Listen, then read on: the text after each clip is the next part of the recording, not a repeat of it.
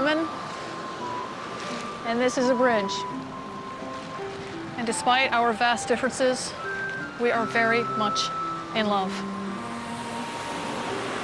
And our love in itself is no different from any other love that exists between two beings. One of the most difficult parts of being in love with a public object is that he and I can never be truly intimate. Whereas objects I've loved in the past, that's never been an issue. I feel very, very blessed to have a piece of my sweet Golden Gate Bridge. And I just hope that when I make love with this piece of him, that he can sense and feel how much I really, really love him. Because I am in love with the Golden Gate Bridge in San Francisco, and the Golden Gate Bridge is very much in love with me.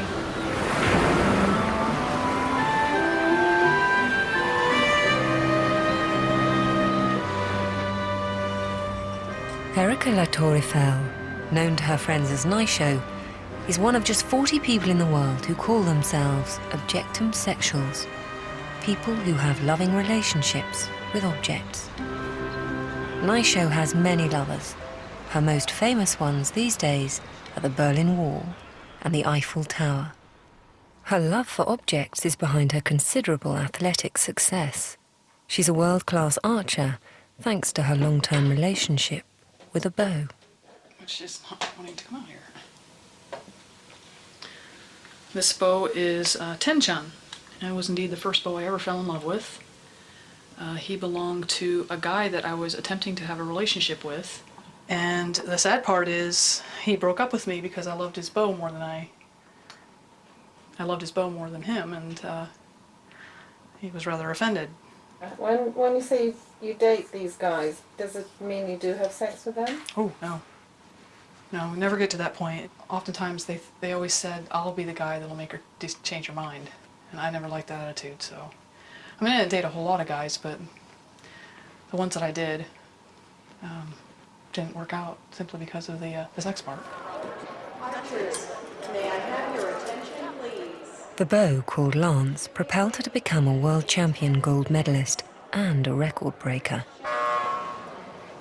But she's been out of love with him for a couple of years now. This national championship is the first one since their relationship cooled. The competition brings back good memories. Lance knows he's good looking. And initially, I was attracted to him because of his looks. We've had a pretty hot and heavy relationship for quite some time. But when we got together out there on the archery field, I realized it was more than just his aesthetic appeal to me. Everyone knew that I was an archer and knew that I loved my bow, but they didn't realize I loved my bow.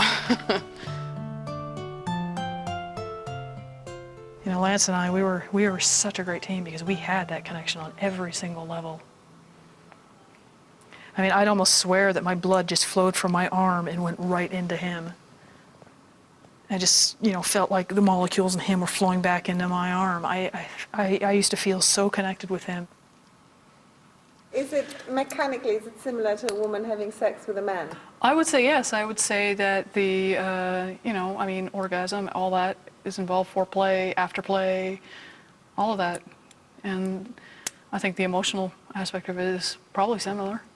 I would imagine, or I would hope so, because I'd say the sex is really great for me, so if everyone else is having that kind of sex, I think that's wonderful. The world should have more of that.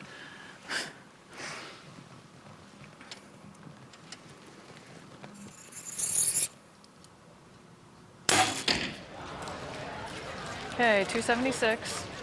Have all those shots been clean, or any of them been line breakers? Anthony is her coach and a friend who's known her for years. At first I thought it was a little strange because she would always be with her bow. And then one time I recall she told me that she slept with Lance.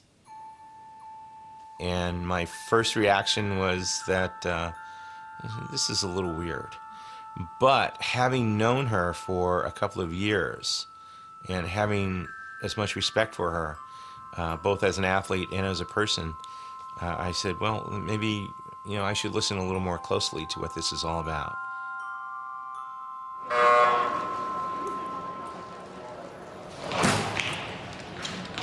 But things are different now. Working with an ex is never easy. Nisha no longer feels at one with her bow. 8. 8. That last one was? You pulled it. The last one, you pulled it. I couldn't keep the sight on. Really? Well. Nisha has come third in her category, a defeat for the former world champion. She doesn't even want to collect her trophy.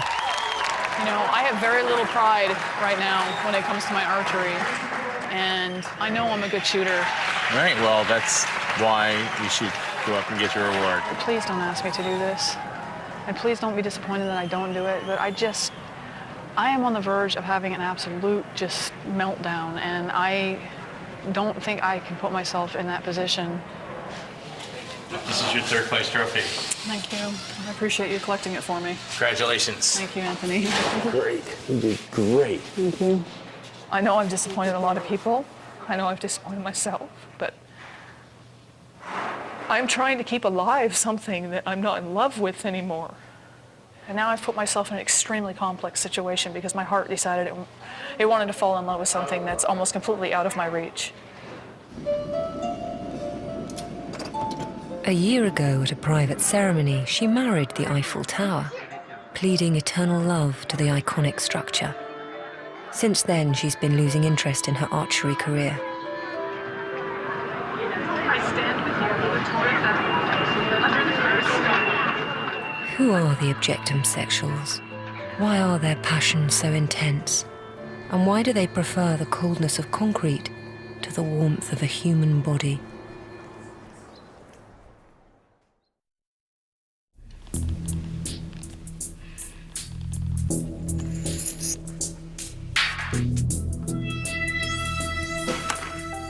Objectum sexuals, the OS people, fall in love with objects, not human beings.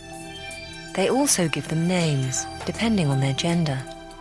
Why are some of the objects a he and some are a she? Well, gender doesn't actually, the object, obviously you can't lift up a leg on the Eiffel Tower and see whether she's male or female, but I think really what it boils down to is we can't call the object an it, because in the language that we speak, referring to something as an it instantly means it's inanimate.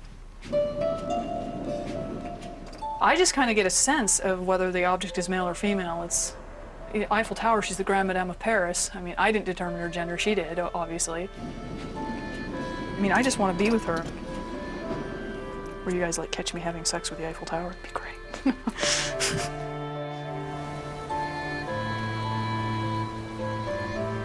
Sweden was the birthplace of objectum sexuality. Eorita coined the term when she married the Berlin Wall in the 70s. She changed her name to Frau Berliner Mauer, Mrs. Wall. Did you have a chance to have a sexual encounter with the wall at that time? Make love, yeah, yes. You made love? Yes. Yeah? Yes, and that's private. And that was good? Yes. Was it a good experience? Yes, it was good. It was good with that one too. Yeah? Yes. Eorita used to be in a loving relationship with a guillotine.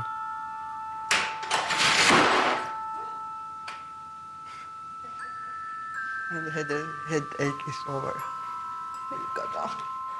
These days, she lives on her own with 9 cats in a large house in northern Sweden. She doesn't travel anymore, but instead has created a model museum dedicated to her lovers on the ground floor.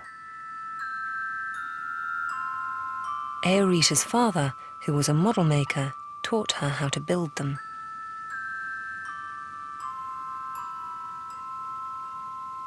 Have you had any relationships with people at all in your life? No. Men or women? No, no, no. No, no, no. No, no, no. From her house in Sweden, Aerita has had an enormous influence on other objectum sexuals around the world, all of whom are women. Before the internet came along, they were all alone. Now they can share their lives with each other. Aerita passed on her model-making skills to Naisho, who now has a collection of her own. Many of the models are of the Berlin Wall, a very special lover. I can't exactly go and curl up and sleep with the Eiffel Tower every night, nor the Golden Gate Bridge or the Berlin Wall. So I have to suffice with handcrafting models. This particular wall in Berlin, I have a very, very deep relationship with, and so he's pretty special. Naisho loves the models and is intimate with them too. She usually carries at least one of them at all times.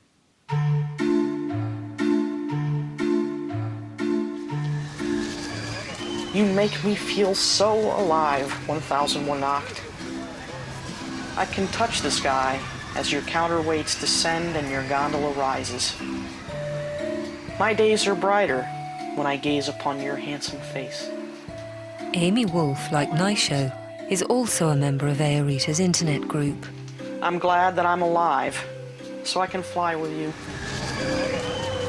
Amy's main lover is a humble fairground ride called 1001 Nacht. Amy is also in love with this little banister called Lou in her bedroom. Do you sort of think about him then as you're holding him like this? Mm-hmm. Yes. What type of thought is in your mind? Comfort. Peace. Warmth. A feeling of being loved. Happiness. Hello, Naisho. Naisho has flown in to meet her. Hey, how's my girl doing? It's good to see you. It's good to be seen. Tie-dye as usual. Yes, Nice. that's my trademark. Very cool. Hey, 1001 Nacht, how you doing? He says he's doing great. He's looking forward to seeing me Oh, tomorrow. my boys are kind of still mad at me because they're wrapped in plastic over Oh, The two love to visit New York, an OS paradise full of seductive structures. You can feel the energy in the city, and it's not all from the people. No. I mean, it's more, actually, I think it's more from the buildings than the people. Yeah. Oh, definitely. I mean, look at that building right there. I like that. It's See, all black. I like the ones with glass. Oh. Yeah, I like glass. I like glass. I like steel. I like aluminum. I really like aluminum. I mean, I don't know how an OS person could survive in this city and stay sane with all the magnificent objects here. The Empire State Building is one of Amy's regular lovers. I think Amy has a few words for you, so I'm gonna let you two alone, all right? Okay. All right.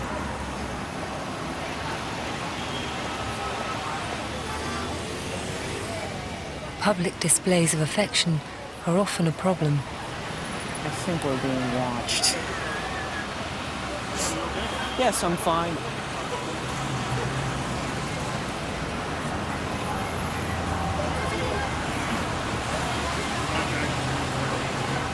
Okay, sir. I'm sorry.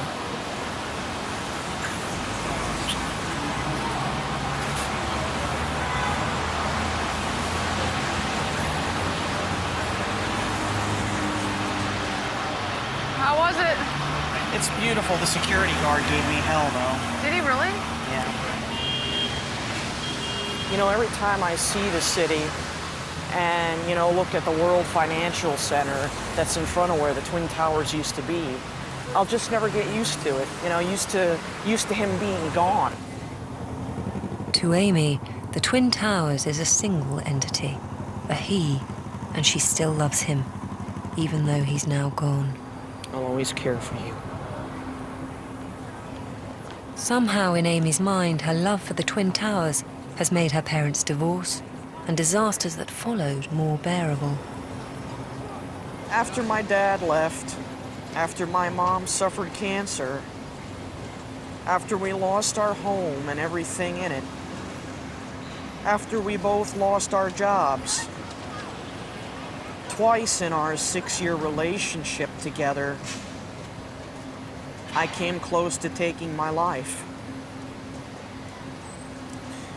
But my love for him and for his spirit gave me the strength and the courage to stay alive, to not take my life. I will always have a place in my heart for you. Why would a person choose to seek solace in their relationships with objects rather than people? Amy lives with her mum in Allentown, not far away from New York. Our family was always dysfunctional. I was always under constant stress. I worked 2 jobs because my husband was out of work more than he was in work. My dad was always very distant and very disconnected from the rest of the members of his family. If you look closely at the picture, you can almost see in his eyes that he is distant. I am holding a small red container in my hands. I've always, all my life, had some kind of object close by that I've loved and found comfort in.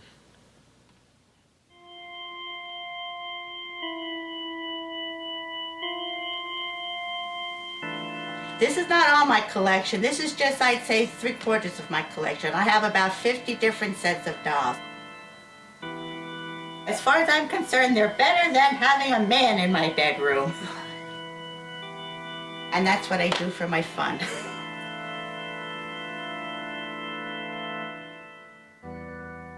Amy was identified at age 3 as developmentally delayed. In first grade, she was classified as an emotionally disturbed student and placed in a full-time SED classroom. Amy was hospitalized in the psychiatric ward at St. Luke's at age 19.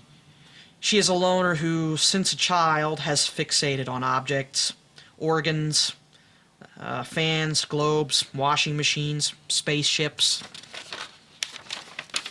and she is currently fixated with the Twin Towers. Conclusion. Amy appears to meet the criteria for a diagnosis of Asperger's disorder. Asperger's is a condition on the autistic spectrum which makes it difficult for a person to make connections with other people. Only a very small proportion of Asperger sufferers, though, are objectum sexuals. She believes that she was born this way. And I'm convinced it's everything that's happened along the way that has brought her to the point that she knows these objects won't hurt her, they won't talk back to her, they won't threaten her. She feels safe with the objects. I think she'll never know what it's like to be loved by another human being, to be physically in contact with another human being. My heart breaks that she'll never know this. And it's kind of difficult for me to accept this, but what choice do I have? She's my daughter, and I love her.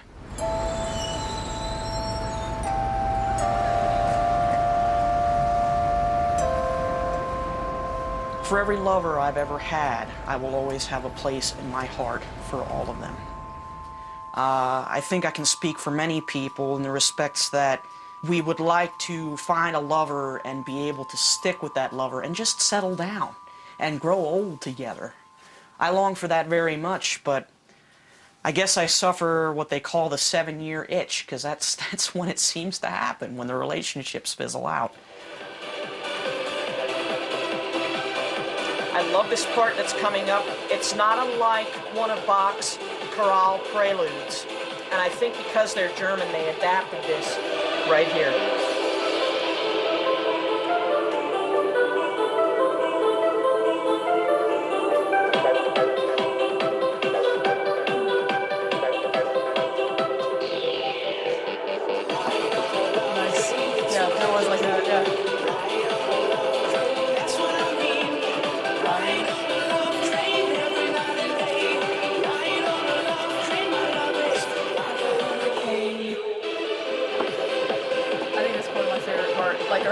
It feels like that sometimes in your heart. Yeah, it when does. You're so caught up in it's it. just a rush of emotions. Yep. That's what love does to you. Yeah, well, it's this magic dream that's, it's great.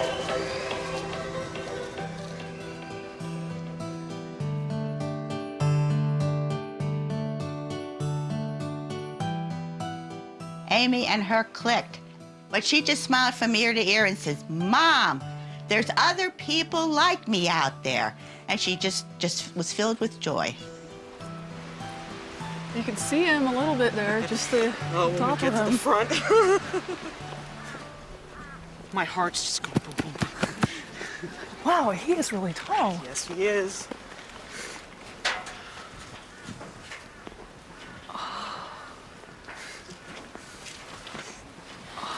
Oh my God.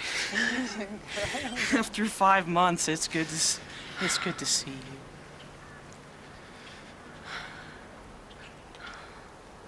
He's just so noble, so proud, so strong. I not only love him for his sexual attraction, I mean, we're not talking about fetish here. I love him as a mate. I love the roundness of his counterweights at the top. I love him for the narrowness of his jibs. I love him for the elegant lines of his gondola, which is now covered up for the winter. I like the ribbing up underneath his name display there, too. The parallel lines that are coming down. You see where I'm talking about? Oh, yes, I see it, yeah. I love that.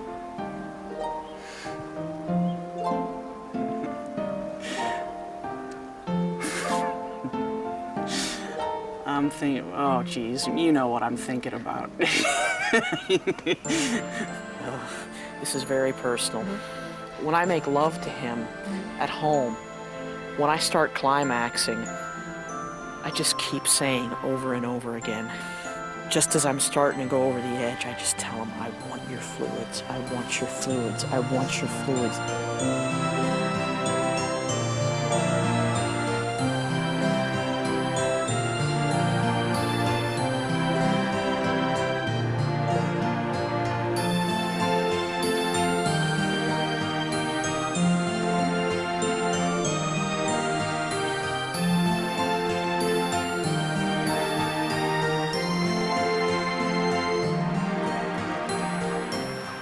I did not expect to find a fence like this here at all. He's perfect. I mean, this is the shape that I like so much. These angles, fabulous.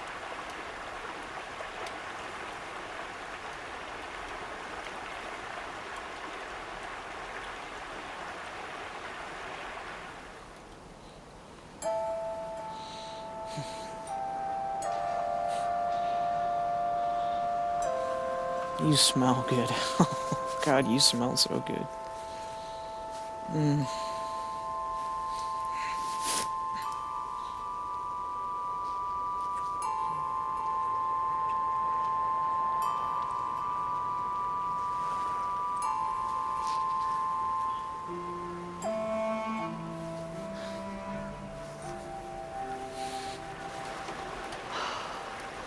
Fences are such dangerous objects for me because they are so perfect in their geometry. I mean, I have to say there is a lot of physical stuff going on right now. I mean, and I think that happens between human relationships as well, but I'm definitely physically attracted to this fence. And I would like to get to know this fence better. Oh, you are sweet. Very, very sweet. An OS person talks to their beloved object, and the object communicates back by telepathy. How many times over when we've made love at home have I asked you for... Look at me. Look at me and say it.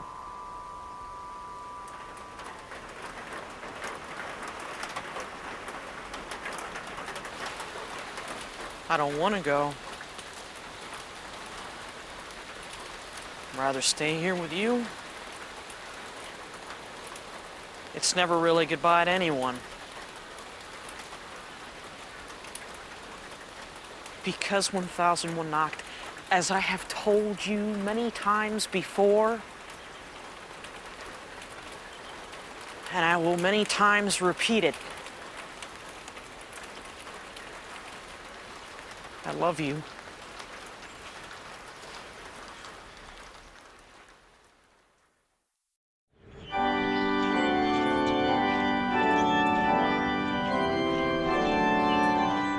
Amy loves objects, not people, in a romantic way.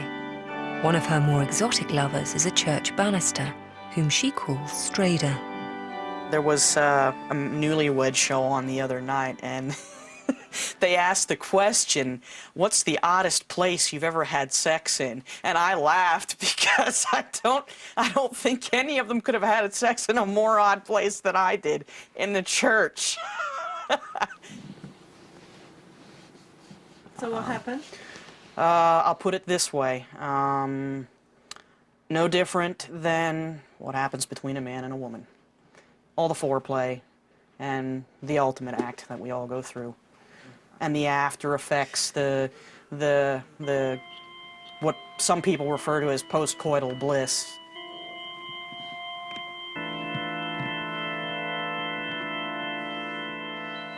I'm trembling because, well, obviously because of how much I love him, but this, just finally having a voice through you producing this, working on producing this documentary.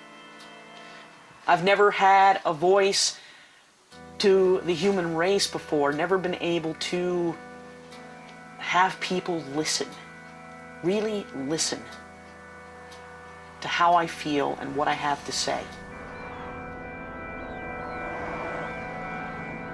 Most of the time, an objectum sexual is alone with their beloved object, or just the image of it.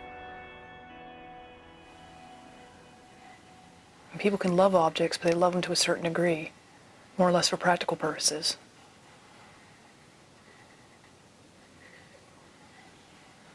That's why they don't see the soul of the object.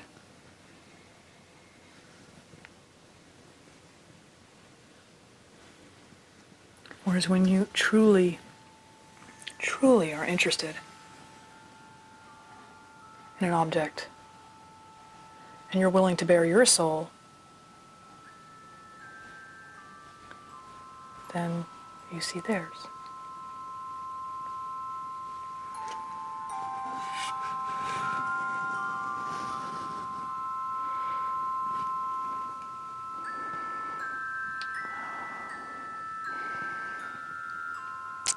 He's an amazing lover.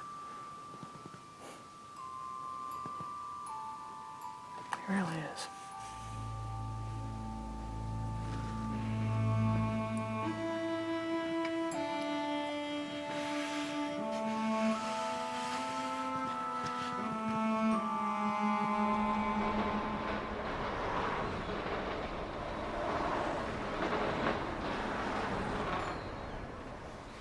My mother and father divorced when I was 1, and it wasn't one of those good divorces. It was one of those ones where my mother absolutely detested my father for the abuse that he put her through. Living conditions were not suitable for me as a child, and the Department of Human Services had me removed for my own safety. And What was the worst thing about your childhood up to that point? I'd have to say that it was being molested over the course of 2 years by my half-brother. And Was it? it was bad. Yeah, it was really bad. No person should have to go through that. It's a scar I'm going to have with me for the rest of my life. There is no healing it. And they say time can heal. I'm not entirely sure I believe that, though. Naisho isn't an Asperger's sufferer. Throughout her childhood, she was moved from foster home to foster home, experiencing further abuse. As a teenager, she got into the US military and was training to be a pilot, but suffered another sexual attack. She managed to defend herself as she was sleeping with a Japanese sword, her lover at the time. She was then asked to give up the sword, but refused. Given her full history, it is possible that she will never be able to part with her sword and will need to maintain a boundary between herself and others. She exhibits some personality traits which are common in survivors of childhood abuse, such as fear of abandonment. Naisho was dismissed from the army some 10 years ago on psychological grounds. She has a chronic post-traumatic stress disorder. If I am the way I am today because of everything that happened to me,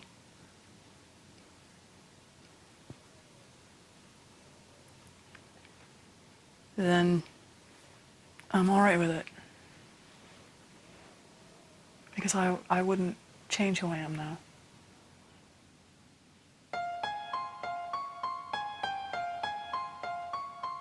But things are changing. Naisho used to love weapons of aggression. Not anymore. Her new lovers mostly give joy to people, apart from one, the Berlin Wall. Naisho herself doesn't quite understand that passion. And so she travels to Europe to find her answers and to visit her grand lovers. Her first stop is Sweden to catch up with her old friend and mentor, Rita. A little human warmth, after all, can be of help too. Hello. Good to see you. Naisho is very much in love with the Berlin Wall, Rita's husband of 30 years. Objectum sexuals believe in polygamy. So you both love the Berlin Wall, right? Yeah, And you're sitting at this one table. How does it work? it just does. Why wouldn't it work? It's But then you did say earlier today that there have been some difficulties. Yeah, it was in the beginning when we... just didn't understand each other as Yes. well. Yeah. Well, now we understand, and it's no problems. Yes.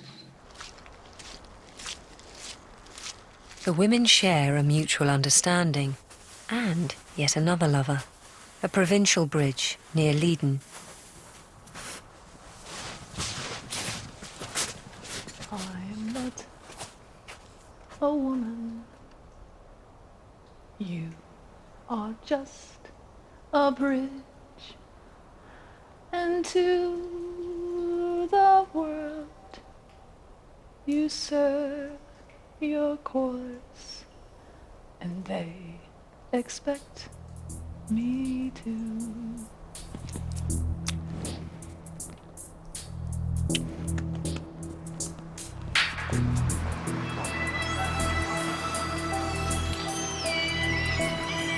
And so Naisho goes to Berlin to see her most controversial and complicated lover, the Berlin Wall. And how long have you waited to be touched like this? Imagine quite some time. Thousands died trying to cross it to escape to freedom. In 1989, a rejoicing crowd pulled the wall down, marking the end of communism. Only a few remnants are left.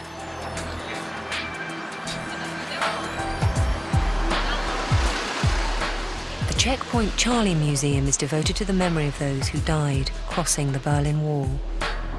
Naisho wants to learn more about the history of her beloved, but it's painful. Could you explain why it was important to destroy the Berlin Wall in 1989? It was very, very important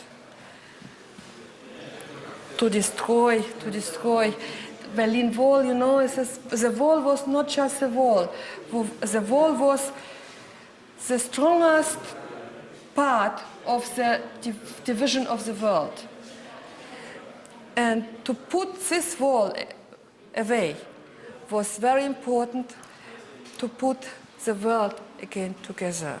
And I understand a lot of what you're saying from my own experience. And I was in a free country, and this still happened to me. So sometimes it doesn't matter if you're behind a wall or in the most free country. No, There's you lots of- cannot say that this is the same. You could move as you want. Actually, I couldn't. I was a property of the government, and they moved me when they wanted to move me. I lived with 6 different families growing up. But you cannot say this is the same with the people, for example, of my country or the I'm not people. saying it's the same. I'm saying that I understand the feelings of not being free. But nevertheless, I think this is the wrong way to put these two things on the one table. This is very different. I don't know. I mean, I can sympathize with the children being taken from their families. You cannot imagine. I was grown up in the Ukraine. You cannot imagine how it is in former communist countries. I'm not talking about the political part of it. I'm talking about being taken away and abused, violated, physically abused. Those things I can relate to because I've experienced that. I'm not saying that I had it worse than the people in the communist country. By all means, I'm not saying. They did separate the family. They did put the mother in the prison, and the children separated in a special house. At least those parents still love their children. My parents didn't love me at all.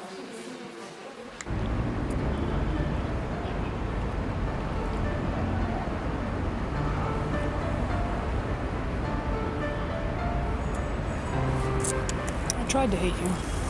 I tried to hate you. And what I don't get is that they say you brought all this pain and suffering to people, so why is it such a big problem that you bring happiness and joy to me? I mean, isn't that what they want? Is people to have happiness and joy? I curse myself for being human. I wish I were an object just like you. I wish I were part of you.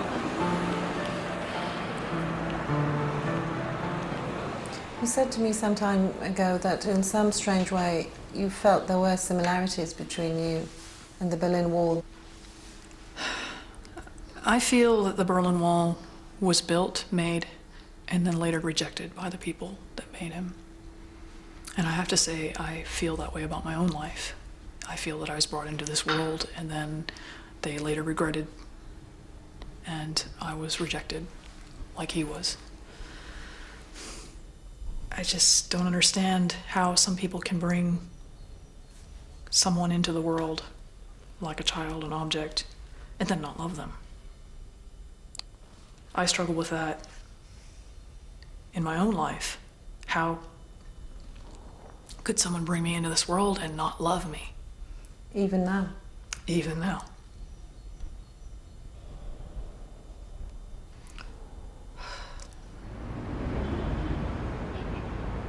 I have had so many opportunities in my life to give up and go down the wrong road and let the wounds fester inside of my heart. But this ragged old wall has taught me a few things, and that one most important thing is to stand up. And who cares what people think about you? Stand up and be yourself. And I am standing up and being me. I am the Berlin Wall. You hate me, try to break me apart, try to tear me down, but I will still be here standing.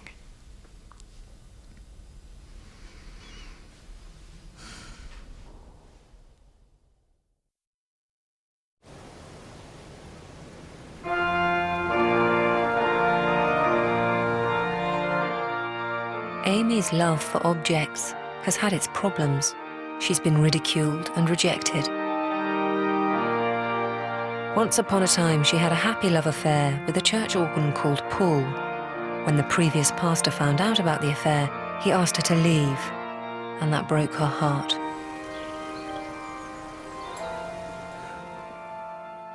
Now there is a new pastor, Pastor Mark. He's only just found out about her sexual encounter with the church banister. Amy is terrified that he too will exclude her from his congregation. The moment of reckoning is coming. How you doing, Amy? How are you? Okay. Doing all right? Doing all right? I'm just scared. Why? Because of how Pastor Coons was to me in the past. I wasn't sure how you'd react. Felt very hurt.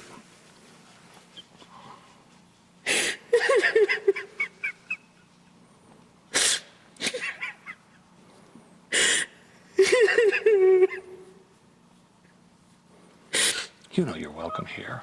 You're welcome here. Thank you. You're welcome. welcome here. I've never been able to tell this story to anybody.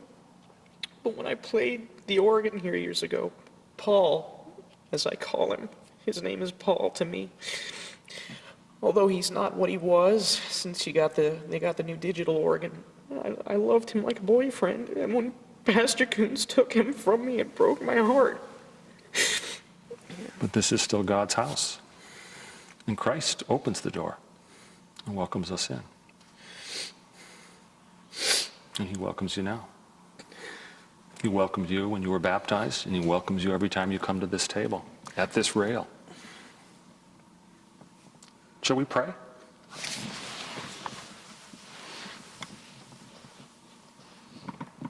Dear loving God, we thank you for your great love for us, reaching out and welcoming us, broken people, facing so many hurts in our broken world. We pray, O Lord, that you will open the hearts of people who shut doors.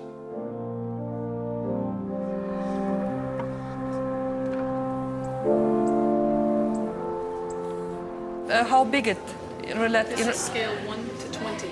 Despite their differences, the curator of the Checkpoint Charlie Museum in Berlin has commissioned Naisho to build 6 new models of the remnants of the Berlin Wall. I want to have all your model for the museum. The contract is worth 10,000 euros. Who knows? Maybe it does mark a new beginning in Naisho's personal development.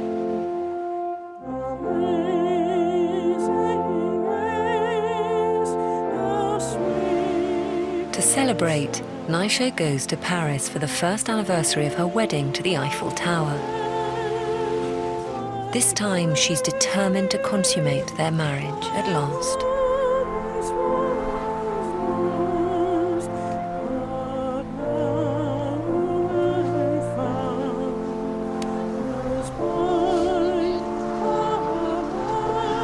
This is the spot. This is where I was married.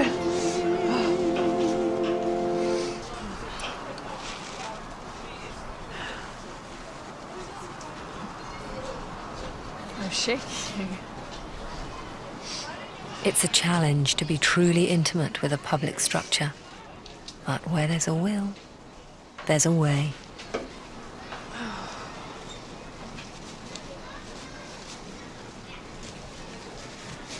Oh, boy. Well, every time I come here, I always feel that there's some distance, some barrier between her and I, but now that barrier is gone. I mean, I'm one with her. I'm connected to her. I mean, there's nothing between us right now.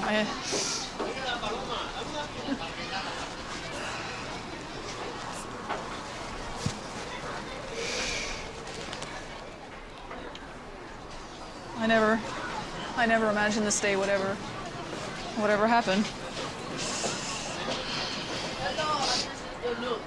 But the heat of my body is flowing into her cold steel. The cold of her steel is flowing into my body. And we are reaching equilibrium where we both are the same temperature. Is it not unpleasant that she's so cold? It's actually quite pleasant that she's cold because I could feel the exchange of temperature between us, which is an exchange of energy. And that energy it's very spiritual. And do you feel that she loves you back? Oh gosh, yes. She definitely loves me back. I can feel that. I can feel her right now. And I don't care if people don't believe that I can communicate with her. It doesn't matter to me. Really, the only parties involved are her and myself in this relationship. So people call me cuckoo, I don't care. What we have is real. And if it's only real to me, and it's only real to her, it's fine.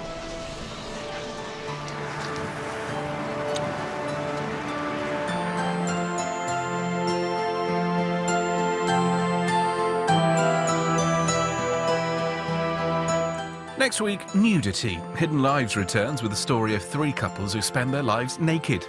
Their parents, who aren't ashamed to bare all, sometimes to the horror of their children, not to mention the neighbours. Naked Parents, next Wednesday at 10.